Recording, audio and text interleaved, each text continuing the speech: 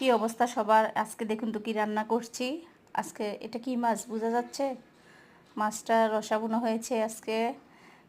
আর এটা কালকের তরকারি ছিল, বাসি কাঁকরোল দিয়ে মাছ রান্না করছিলাম যে সেটা। এখানে ছিল টোকানো শাক ভাজি, পাঁচমিশালি শাকটা অনেক সুন্দর হয়েছিল। তো এখানে ছিল করলা ভাজি। করলা ভাজিটা আমাদের কনফার্ম খাবার, মানে সবসময় খাওয়া হয় আর কি বাসা। আর এখানে ছিল শিং মাছ। শিং মাছ দিয়ে কলা দিয়ে ঝোল রান্না করছি। কলার ঝোল মানে বাসা খাওয়া যায়। আর এখানে ছিল সাদা ভাত। এগুলোই ছিল আজকে আমার রান্না। এখানে আমার রুমগুলো এলোমেলো, কাজের এত চাপ। এখানে ওয়াশিং মেশিনে কাপড় ধোয়া হয়েছে, এখন ছাদে নিয়ে যাব। এখানে আমার আম্মা নামাজ পড়তেছে।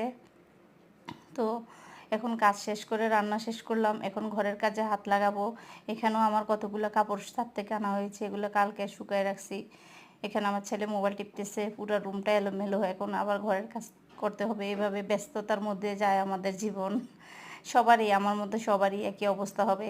তো এখানে এসে বারান্দায় দাঁড়ালাম, দেখতেছি যে গাড়ি যাচ্ছে। এটা ঢাকা চট্টগ্রাম কক্সবাজারের হাই রোড।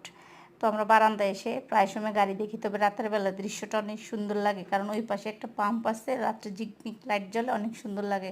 এই ভিউটা একদিন রাত্রে আপনাদেরকে দেখাবো।